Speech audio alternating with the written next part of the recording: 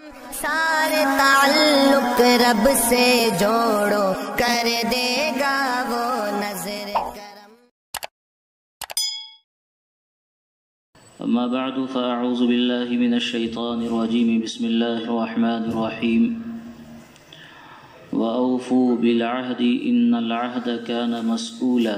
اللہ رب العزت نے جن احکامات کی پابندی کا ہمیں حکم دیا ہے اس میں ایک عہد کی پابندی بھی ہے، معاہدے کی پابندی ہے، جس کا شریعت نے ہمیں حکم دیا ہے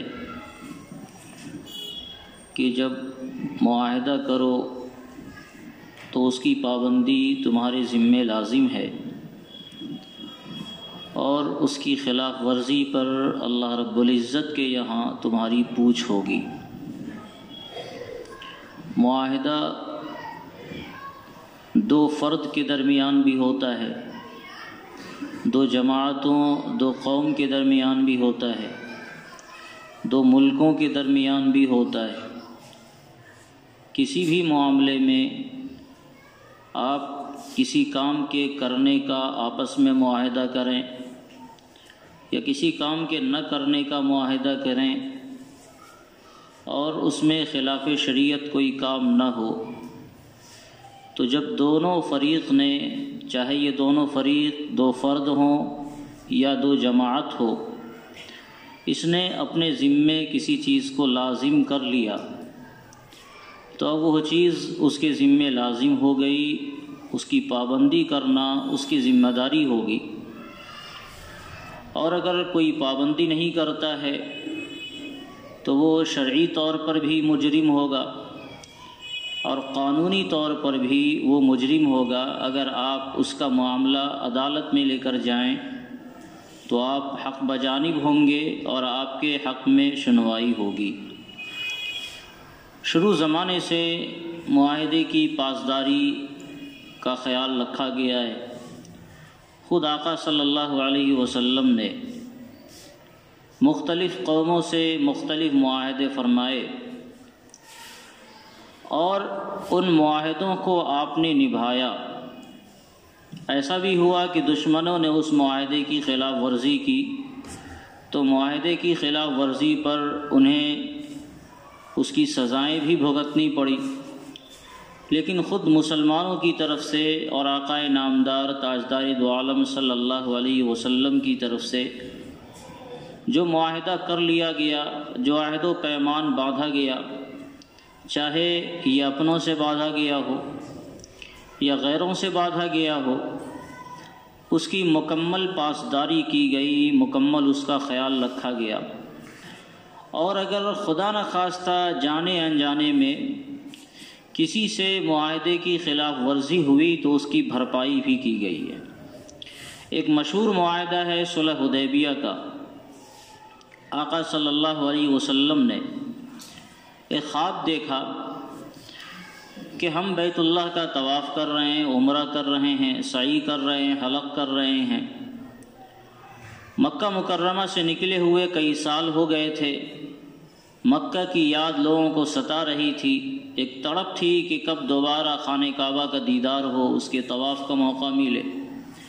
آقا صلی اللہ علیہ وسلم نے جب یہ خواب دیکھا اور اپنے اصحاب کو بیان فرمایا تو جو تڑپ سینوں میں تھی وہ بالکل بیدار ہو گئی، اور صحابہ کرام رضوان اللہ تعالی علیہم اجمعین نے گزارش کی، یا رسول اللہ، نبی کا خواب تو برحق ہوتا ہے، آپ نے خواب دیکھا ہے تو اس کا مطلب اللہ تعالیٰ اسے پورا کر کے رہے گا، اسی لیے ہم لوگوں کو مکے کے سفر کر لینا چاہیے۔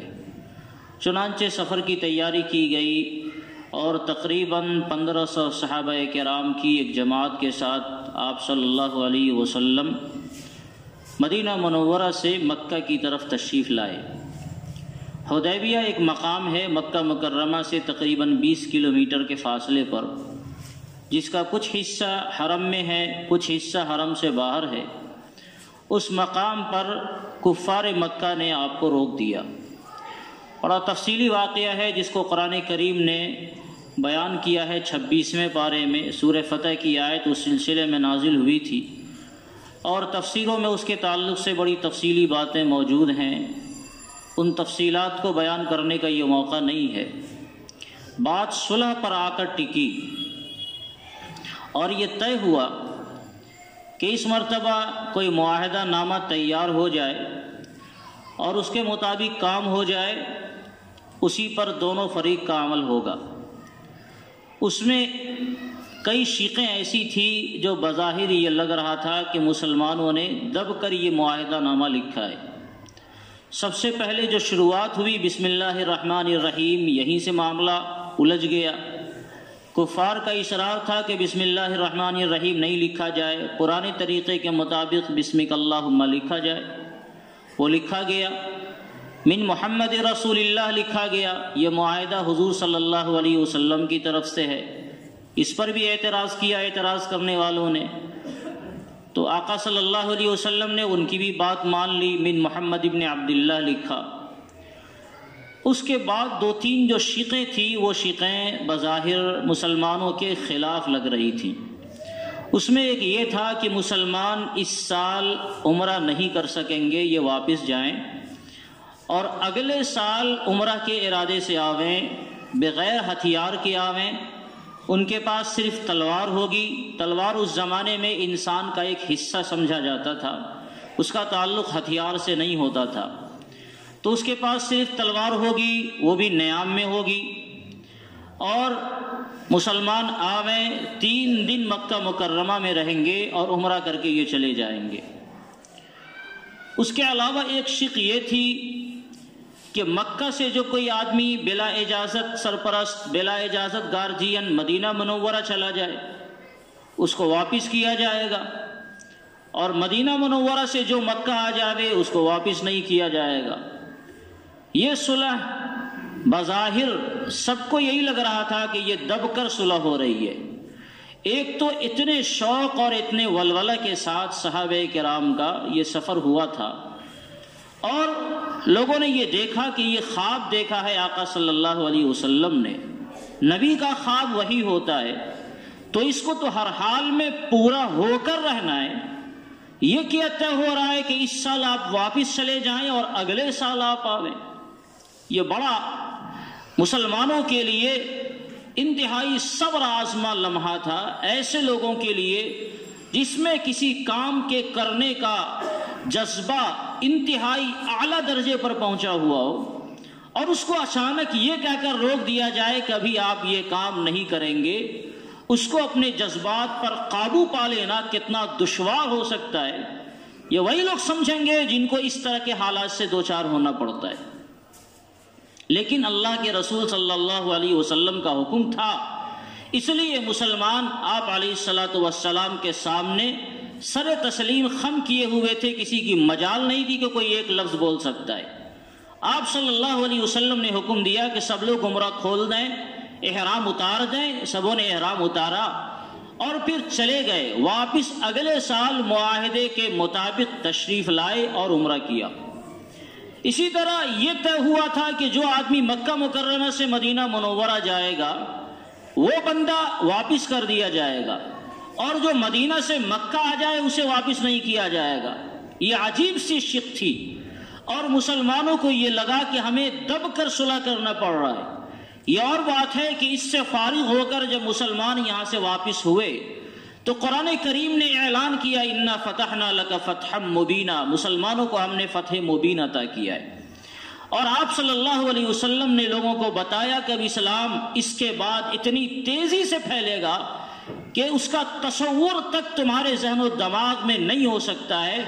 20 سال تقریباً گزر گئے، اس میں مسلمانوں کی ایک قلیل تعداد ہے، اور صرف 2-3 سال کے وقفے میں مسلمانوں کی تعداد اتنی بڑھی کہ اسلام پورے جزیرۃ العرب میں پھیل گیا۔ تو اللہ رب العزت نے اس دب کر کیے جانے والے معاہدے کے بارے میں یہ بتایا، یہ فتح مبین ہے۔ اس وقت تک مسلمانوں کو یہ احساس نہیں تھا کہ یہ فتح مبین ہے، اللہ رب العزت کی طرف سے اس کو فتح مبین قرار دیا جائے گا۔ مسلمان تو یہ تھے کہ اللہ کا حکم جو ہوگا ہم کریں گے، اللہ کا یہ حکم ہوا کہ عمرہ کے لیے سفر کرو، آقا صلی اللہ علیہ وسلم کی طرف سے یہ کہا گیا تو ہم نے سفر کر لیا، اور اب اللہ کا یہ حکم ہو رہا ہے واپس چلو تو ہم واپس ہو گئے۔ ہم تو حکم کے بندے ہیں، جو حکم ملے گا چاہے وہ حکم ہمارے جذبات کے مطابق ہو تو بھی، اور وہ حکم ہمارے جذبات کے خلاف ہو تو بھی، ہم اپنے حکم کے پابند ہیں جو اللہ کے اور اللہ کے رسول صلی اللہ علیہ وسلم کی طرف سے ہمیں دیا گیا۔ تو اس لیے مسلمان اس حکم کی پابندی میں واپس ہو گئے۔ انہیں وہم و گمان میں بھی نہیں تھا کہ یہ فتح مبین ہوگی، یہ صلح فتح مبین کا پیش خیمہ ہوگی۔ اور دوسری جو شق تھی کہ مسلمان جو آوے اسے واپس کر دیا جائے گا، اسی میدان میں ایک بندہ پابا زنجیر ہو کر اور زخموں سے لہو لہان ہو کر مسلمان ہو کر آقا صلی اللہ علیہ وسلم کے دربار میں آتا ہے کہ یا رسول اللہ، کفار کے مظالم سے ہم پریشان ہو چکے ہیں، ہمیں واپس نہ کیا جائے۔ لیکن صلح ابھی مکمل نہیں ہوئی تھی، کفار نے مطالبہ کیا کہ اگر صلح پر عمل کرنا ہے اور اس معاہدے کو پورا ہونے دینا ہے تو اسے واپس کرنا ہوگا۔ آپ علیہ السلام نے معاہدے کی پاسداری میں اسے واپس کر دیا۔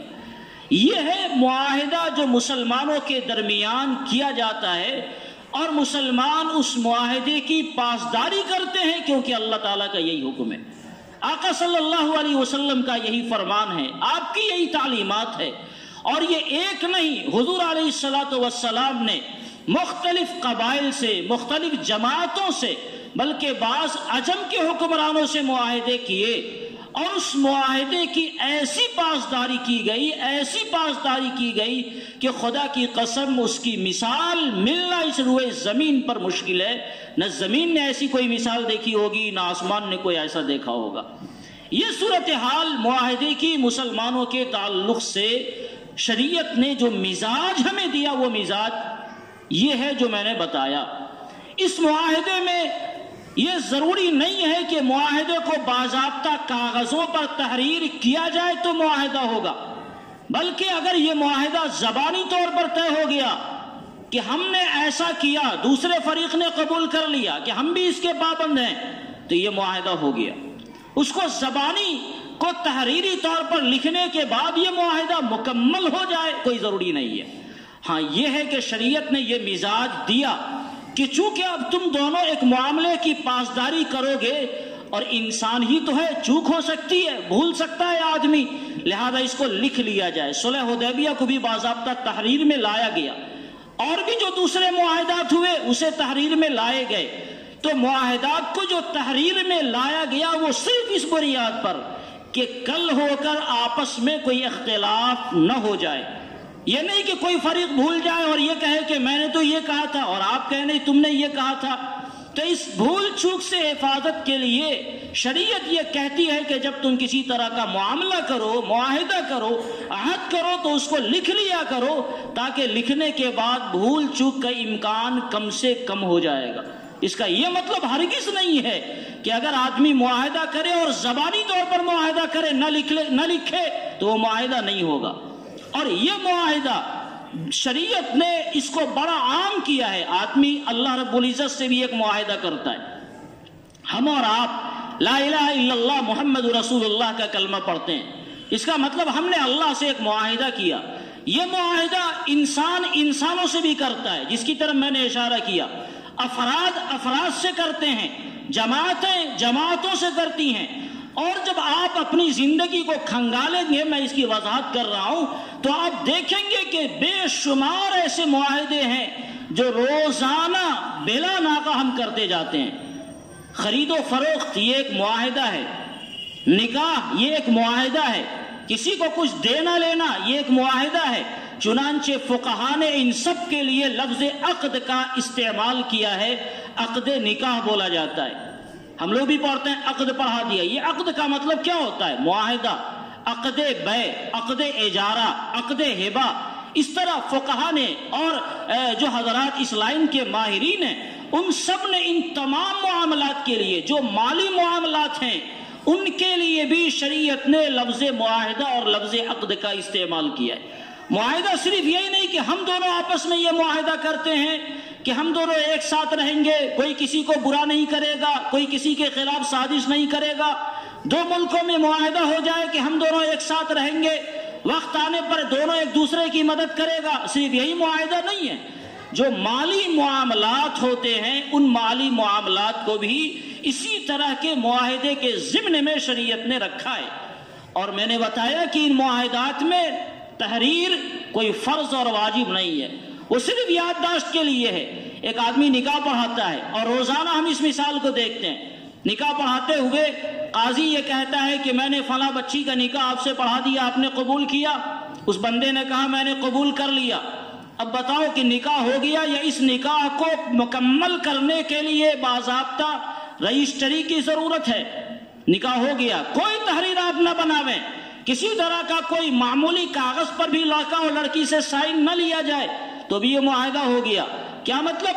ہم نے یہ معاہدہ کیا کہ تم میرے شوہر ہوگے اور اس نے یہ معاہدہ کیا کہ تم میری بیوی ہوگے.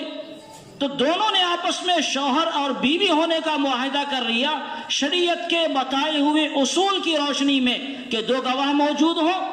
دو گواہ موجود ہے، شریعت نے جو طریقے بتائے اس طریقے کے مطابق سارے کام فالو کر لیے گئے. تو اب دو اجنبی آدمی جو ایک دوسرے کے لیے دیکھنا تک حرام تھا، یہ دونوں ایک دوسرے کے لیے میاں بیوی بن گئے. ایک معاملہ ہم کرتے ہیں دکانوں میں جا کر، ہم نے 5 روپے دیے اور ایک بسکٹ خریدا.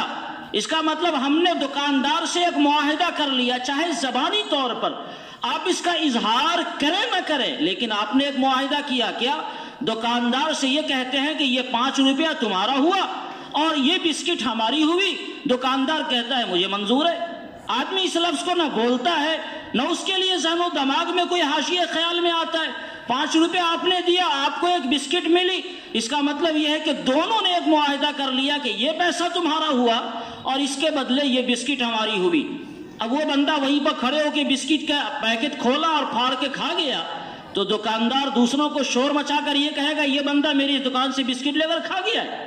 وہ اس کی شے ہو گئی، چاہے وہ کھا جائے، چاہے وہ جانور کو کھلا دے، چاہے کسی بچے کو دے دے، چاہے وہ اسے پھینک دے. اس کے لیے تحریری طور پر رجسٹری بنانے کی کوئی ضرورت نہیں ہے کہ ہم باضابطہ کورٹ سے کاغذ لاویں اور یہ مقر اور مقر علیہ کا نام لکھے اور کہے فلاں صاحب ابن فلاں ساکن فلاں انچل فلاں نے یہ معاہدہ کیا، یہ تحریر لکھی کہ یہ بسکٹ جو فلاں نام کی ہے میں نے 5 روپے کے بدلے آپ کو دیا اور وہ کہے میں نے قبول کر لیا. کوئی تحریر کی ضرورت نہیں ہے. یہ معاملات جس طرح معمولی چیزوں میں ہوتے ہیں، بڑے بڑے معاملات آدمی روزانہ کرتا ہے، روزانہ ہزاروں کی خرید و فروخت کرتا ہے، بل آدمی دے دیتا ہے حساب کی جانکاری کے لیے. اب 20 سامان آپ نے خریدا تو ظاہر ہے کہ حساب کی جانکاری کے لیے کس کی قیمت کیا ہوئی وہ ایک بل دیا، وہ رجسٹری نامہ نہیں ہے. وہ صرف یہ ہے کہ معلومات ہو کہ فلاں سامان کی قیمت کیا ہوئی، فلاں سامان کی قیمت کیا ہوئی اور سب کی مجموعی قیمت کیا ہوئی، تاکہ دونوں کو یہ اطمینان ہو کہ لینے والے نے زیادہ نہ لیا، دینے والے نے کم نہ دیا. یہ حساب کا معاملہ آپس میں ہے، باقی اس کا تعلق خرید و فروخت سے نہیں ہے. زبانی طور پر کوئی آدمی یہ کام کر لے تو بھی وہ معاہدہ ہے اور اس کی وجہ سے خریدنے والے کا سامان جو بیچنے والے سے حاصل کیا وہ اس کا مالک ہو گیا، بیچنے والے کو جو پیسہ اس نے دیا بیچنے والا وہ پیسے کا مالک ہو گیا. ایک بندہ کسی کو ہدیہ کرتا ہے، آپ یہ سامان لے لیں، یہ قلم ہے، فلاں صاحب یہ سامان آپ کو میں نے ہدیہ کیا. کوئی سامان کوئی کپڑا ہے یہ میں آپ کو گفٹ کرتا ہوں. شادی بیاہ کے موقع ہوتے ہیں لوگ ایک دوسرے کو ہدیہ کرتے ہیں، کپڑا لے آئے جوڑا یہ آپ کو پہن لیں، تو کیا وہاں پر ہم یہ لکھتے ہیں کہ میں یہ کپڑا فلاں صاحب کو دے رہا ہوں اور فلاں صاحب کہتے ہیں فلاں صاحب کا یہ دیا ہوا کپڑا میں نے قبول کیا اور اس کے لیے دونوں باضابطہ رجسٹری آفس میں جائیں کہ بھائی جب تک اس کپڑے کی رجسٹری نہ ہو جائے یہ کپڑا ہمارا نہیں ہو سکتا، آپ نے دے دیا اور کل ہو کے کہے صاحب وہ میرا کپڑا واپس کرو؟ ایسا نہیں ہوتا ہے.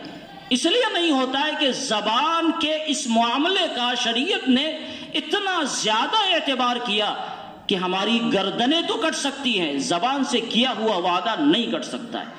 اور اگر کوئی آدمی زبان سے کیے ہوئے اس عہد و پیمان کو توڑنا چاہے تو قرآن کریم نے کہا ان العہد کان مسئولا، اللہ رب العزت کی نگاہ میں اس کے بارے میں باز پرس ہوگی کہ تم نے زبان سے جو معاملہ کیا تھا، تم نے جو خرید و فروخت کے معاملات کیے تھے، بھلے کاغذ اس کے لیے تیار نہیں کیا گیا تو کیا کاغذ کا تیار ہونا اس معاملے کے مکمل ہونے کے لیے ضروری تھا؟ نہیں، ضروری نہیں تھا. تو پھر جب زبان سے معاملہ ہو گیا تو ہو گیا. تم نے یہ سامان جو تمہاری تھی فلاں کو دے دیا تو دے دیا، اب اس نے قبول کر لیا تو کر لیا، اب اس کو تم واپس لے لو۔ اس کے لیے دونوں کی رضامندی چاہیے، اور جو اس کا معاملہ شریعت نے طے کیا ہے اقالہ وغیرہ کے تعلق سے یا ہبہ کی واپسی کے تعلق سے، جس کی تفصیلات کتابوں میں لکھی ہیں، ان شرائط کے مطابق اگر معیار ہوتے ہیں تو پھر آپس میں لین دین کی واپسی کی جا سکتی ہے، اور اگر شرائط پر نہیں اتریں گے تو پھر واپسی کا معاملہ ختم۔ میں نے مذاق میں ایک آدمی سے کہا یہ موبائل آپ کو ہدیہ، فلاں نے لے لیا، یہ میرا، تو ہو گیا کھیل ختم، وہ اس کی شے ہو گئی۔ دو آدمی ہیں، ایک مرد ہے ایک عورت ہے، میں نے اس سے پہلے بھی یہ مثال دیا، اور وہاں پر دو آدمی موجود ہیں، جیسے فلموں میں ڈرامے چلتے ہیں، شوہر نے کہہ دیا، مرد نے کہا کہ تم میری بیوی، اور بیوی نے کہہ دیا ٹھیک ہے تم میرا شوہر، اور دو آدمی وہاں موجود ہے۔ آپ جا کے پوچھئے دارالفتاؤں کے اندر مسئلہ کہ اب یہ دونوں میاں بیوی ہو گئے، کوئی رجسٹری نامہ نہیں، کوئی مذاق نہیں۔ جن معاملات میں مذاق کا اعتبار نہیں کیا گیا، وہاں چاہے آپ مذاق میں کہیں کہ یہ میری بیوی اور یہ میرا شوہر، میں نے تو مذاق میں کہا تھا، میں تو فلم بنا رہا تھا، صاحب فلم بناتے رہو مگر یہ میاں بیوی ہو گئے۔ اب اس میں آپ اس کو توڑنے کے لیے، ختم کرنے کے لیے شریعت نے جو طریقہ بتایا اسی طریقے کے مطابق اگر آپ کریں گے تو وہ کام بنے گا، اور نہیں کریں گے تو نہیں ہوگا۔ یہ معاملات جو خرید و فروخت کے ہیں، عام اور معاملات کے اندر عام طور سے انسانوں کو سمجھ میں آتا ہے۔ ایک معاملہ بڑا اہم ہے جو ہر جگہ پیش آ رہا ہے اور آج کل بہت پیش آتا ہے۔ ہم لوگوں کے یہاں بڑے کیس یہ آتے ہیں اور لوگ پوچھتے ہیں زمین کا معاملہ، زمین ہے ہماری، ایک بندہ آیا، اس نے کہا صاحب مجھے یہ زمین چاہیے، میں نے کہا ٹھیک ہے گھر بنا کے رہ جاؤ، اور وہ بندہ گھر بنا کے رہنے لگا، میں نے اس کو دے دیا، اور میں نے برسوں تک اس کا کاغذ کمپلیٹ نہیں کیا، وہ شے اس کی ہوئی ہے میری رہی، کاغذ میں نے نہیں بنایا، میں نے اس کا کوئی کاغذ نہیں بنایا۔ اب انتقال ہو گیا دینے والے کا، اس کی ایک نسل گزر گئی، دوسری نسل گزر گئی، اب وہ بندہ آتا ہے کہ صاحب میرے دادا نے آپ کو تو لکھا نہیں، آپ اس زمین پر کیوں قبضہ کیے ہوئے، اس زمین کو خالی کریں۔ کاغذ نہیں بنا ہوا ہے، اس زمین کو خالی کرانے کا اختیار کیا اسے ہے یا نہیں ہے، اس کے لیے یہ دیکھنا پڑے گا، تحقیق کرنی پڑے گی، کھنگالنا پڑے گا کہ جس کی زمین ہے واقعی اس نے اس کو دیا تھا اور اس کی اجازت کے بعد وہ بندہ رہا ہے وہاں، اور پھر دیا تھا تو صرف رہنے کی اجازت دیا تھا، یا باضابطہ اس کو مالک بنا دیا تھا کہ ٹھیک ہے اتنی زمین تمہاری ہو گئی۔ اگر اس نے باضابطہ اس کو مالک بنا دیا ہے اور مالک بنانے کے بعد اس کے حوالے کر دیا تھا، بھلے کاغذ نہ بنے تو یہ کاغذات معاہدات کے مکمل کرنے کے لیے ضروری نہیں ہوتے۔ ہماری ذمہ داری ہے کہ ہمارے آباء و اجداد نے دے دیا تو اس کو واپس نہ لیں، بلکہ ہم اس کی رجسٹری کرا دیں کہ یہ شے ہمارے باپ دادا نے آپ کو دی تھی اور یہ آپ کی شے ہماری نہیں ہے۔ اگر ہم اس کو لیں گے تو اللہ کی نگاہ میں ہم مجرم ہوں گے۔ دنیا میں بھلے کاغذ کا کوئی اعتبار ہو یا نہ ہو، اللہ کے یہاں اس کاغذ کا کوئی اعتبار نہیں ہے، زبانی معاملات کی بنیاد پر۔ زبان سے ایک معاملہ ہو گیا اور کاغذ کو سدھارا نہیں گیا تو اس کاغذ کے نہ سدھارے جانے کی وجہ سے کاغذ کا اعتبار نہیں ہے، اس زبانی معاملات کا اعتبار ہے۔ اور مجھے جہاں تک اس بات کا اندازہ ہے، زمینی معاملات میں آج چونکہ زمین کی اہمیت بڑھ گئی، اور ایک چیز اور میں بتاؤں کہ کاغذ کو تیار کرنے کے لیے بھی سرکاری کاغذات کا تیار ہونا کوئی ضروری نہیں ہے۔ ہم دو آدمی آپس میں معاہدہ کرتے ہیں اور ایک سادہ کاغذ پر ہم نے لکھ دیا کہ یہ شے آپ کی، اور اس نے کہا ٹھیک ہے مجھے منظور ہے، چاہے ہم نے اس کو بلا عوض دے دیا یا بالعوض دیا، معاوضے کے بدلے دیا، وہ شے اس کی ہو گئی۔ اب یہ کاغذ پتھر کی لکیر ہو گئی، دنیا ادھر سے ادھر ہو سکتی ہے مگر اس کاغذ کی اہمیت ختم نہیں ہو سکتی ہے۔ ہمارے بعد ہمارے آنے والی نسلیں یہ کہیں کہ آپ نے ایک سادہ کاغذ پر ہمارے باپ دادا نے بنا کر دیا تھا، رجسٹری تو کوئی کی نہیں تھی۔ اللہ کے بندے، ساری دنیا کی رجسٹری کی اہمیت ایک طرف اور جو کاغذ دو آدمی کی آپسی رضامندی سے طے ہوئے وہ ایک طرف۔ اس کا جو وزن ہے کوئی رجسٹری اس وزن کو کم نہیں کر سکتا ہے۔ آج کل رجسٹری کا معاملہ زمین میں اس لیے ہوتا ہے کہ انسان زبان کا پاسدار نہیں رہ گیا۔ ہم ایک بات کہتے ہیں، وہ حدیث پاک میں کہا نا جناب رسول اللہ صلی اللہ علیہ وسلم نے، وقت آئے گا یمسی مومنا ویصبح کافرا، وقت آئے گا کہ آدمی سویرے میں مسلمان ہوگا اور شام میں کافر ہو جائے گا، شام میں کافر ہوگا اور سویرے مسلمان ہو جائے گا۔ زبان اتنا غیر وزنی ہو جائے گا کہ کب کوئی کیا بول دے اور بول کر کب پلٹی مار دے اس کا کوئی بھروسہ نہیں۔ اس لیے سرکاریں باضابطہ قانون بناتی ہے کہ بھائی جب تم کوئی کام کر رہے ہو تو رجسٹری باضابطہ کرو، اور رجسٹری کرنے کا مطلب اب قانونی طور پر تمہارے ہاتھ بدھ گئے، اب تم کوئی کام نہیں کر سکتے۔ ہم نے رجسٹری کر دیا کسی کو تو اب میں اس کو 1000 واپس لینا چاہوں تو وہ بندہ چلا جائے گا عدالت میں، ہمارے ہاتھ اب بندھ چکے ہیں۔ لیکن ہم نے رجسٹری نہیں کیا اور ہم چاہیں کہ بھائی ہماری شے واپس کر دو، اس بیچارے نے مکان بنا لیا، تو اب ہم طاقت کی بنیاد پر اس کو حاصل کر لیتے ہیں کیونکہ ہم نے تم کو کاغذ نہیں بنا کے دیا۔ تو آج طاقت چلے گی، کل اللہ کے یہاں یہ طاقت نہیں چلے گی۔ ہوتا کیا ہے کہ کاغذات کوئی فائنلی دلیل نہیں ہوتے۔ مثال کے طور پر ایک بندہ اپنی بیوی کو رجسٹری کر دیتا ہے، اس نے کوئی زمین خریدا اور وہ زمین اپنی بیوی کے نام کیا۔ اب اس کے مرنے کے بعد اس زمین میں وراثت جاری ہوگی یا وہ زمین اس کی بیوی کی ہے، اس کی بیوی زندہ ہے، وہ بیوی مالکن ہے، اس میں وراثت جاری نہیں ہوگی۔ حالات کو دیکھنا ہے کہ اس نے اپنی بیوی کے نام جو زمین کیا ہے اس کی حیثیت کیا ہے۔ کیا واقعی اس بندے نے اپنی بیوی کو ہدیہ کیا تھا، مالک بنایا تھا؟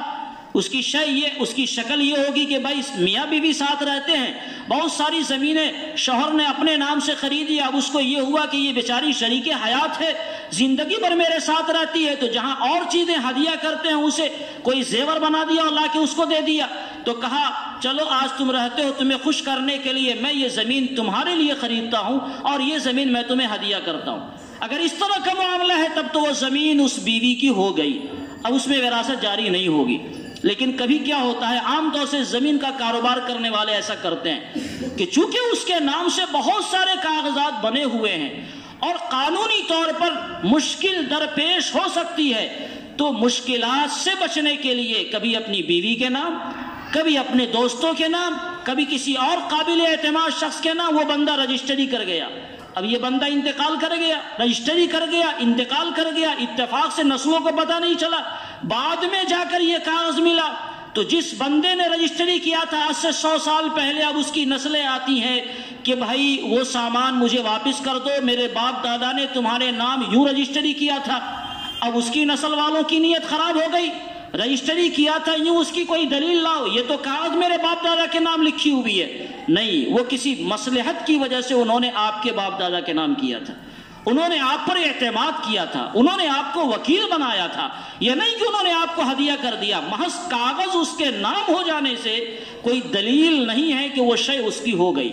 کبھی ایسا ہو سکتا ہے کہ قانونی اڑچن کی وجہ سے آدمی نے کسی کے نام کوئی کاغذ بنا دیا ہو، تو کاغذ بنانے کی وجہ سے کوئی آدمی اس شے کا مالک نہیں ہو جاتا ہے۔ میں یہ کہنا چاہ رہا ہوں کہ آج کل جو زمینی معاملات بہت سارے نئے نکل رہے ہیں، اس میں ہمیں محض کاغذ کی بنیاد پر کوئی فیصلہ نہیں کرنا چاہیے۔ کاغذ فلاں آدمی کے نام ہے تو وہ زمین فلاں آدمی کے نام ہو گئی، نہیں، یہ دیکھنا ہے کہ صحیح صورتحال کیا ہے۔ کیا واقعی صورتحال یہ ہے کہ شوہر نے اپنی بیوی کو ہدیہ کر دیا تھا اس لیے کاغذ اس کے نام بنا دیا، یا اس نے کسی قانونی مجبوری کی وجہ سے کاغذ بنا دیا؟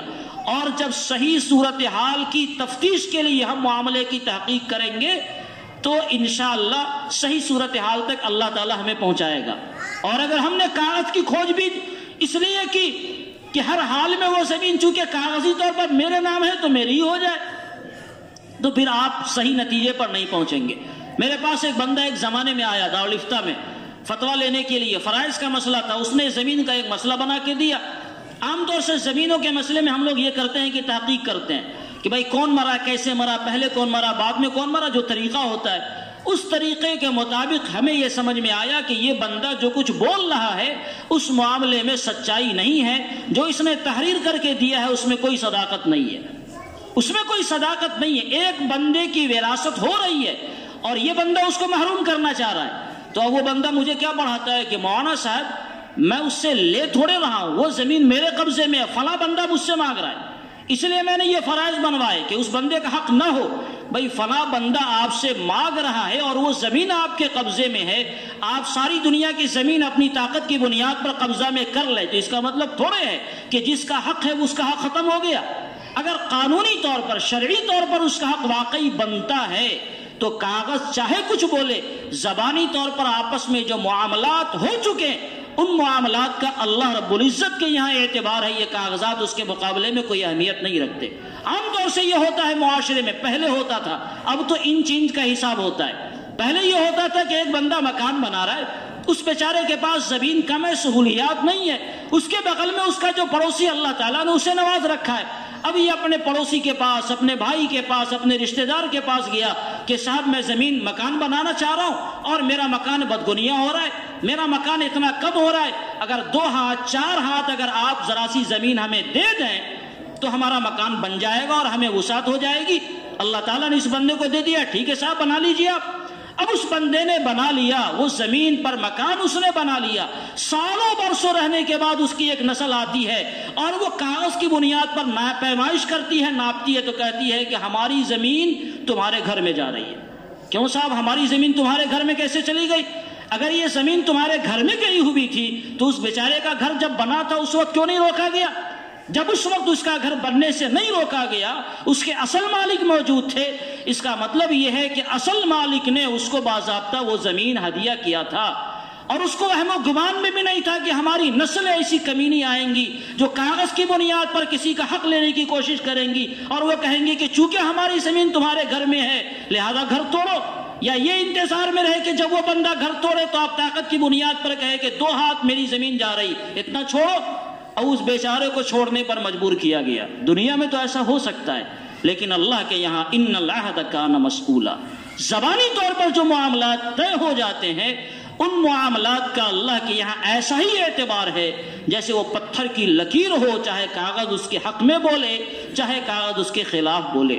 اس لیے ہم لوگوں کو کسی بھی طرح کے معاملات میں کبھی بھی کوئی معاملات کی تحقیق کرنے کے لیے یہ کوشش کرنی چاہیے کہ معاملے کی اصل تہ تک پہنچے کہ زبانی طور پر کوئی معاہدہ تو نہیں ہوا تھا، اگر زبانی طور پر ہو گیا تو سبحان اللہ، چاہے کاغذ ہمارے نام ہے مگر زمین آپ کی ہے، اور لائیے چلیے ہم رجسٹری آپ کو کر دیں تاکہ اگلے آئندہ دنوں میں کاغذی طور پر بھی آپ کو دقت نہ ہو۔ اور اگر واقعی کسی نے زبردستی قبضہ کر لیا، زمین میرے نام کی ہے اور میں نے اپنے نسلوں کو بتایا نہیں تھا کہ میں نے فلاں جگہ بھی لے رکھا ہے، فلاں جگہ بھی لے رکھا ہے، فلاں جگہ بھی لے رکھا ہے، اور ہم دنیا سے چلے گئے، اللہ کے پیارے ہو گئے، اب ہماری نسلوں کو کوئی عطا ہی پتہ نہیں کہ بھائی ہمارے باپ دادا نے کہاں کہاں زمین لی تھی۔ 10 سال 20 سال 50 سال کے بعد کہیں کہیں سے سراغ ملتا ہے کہ ارے تمہارے باپ دادا نے تو زمین فلاں جگہ بھی لی تھی، وہ زمین یوں پڑی ہوئی ہے۔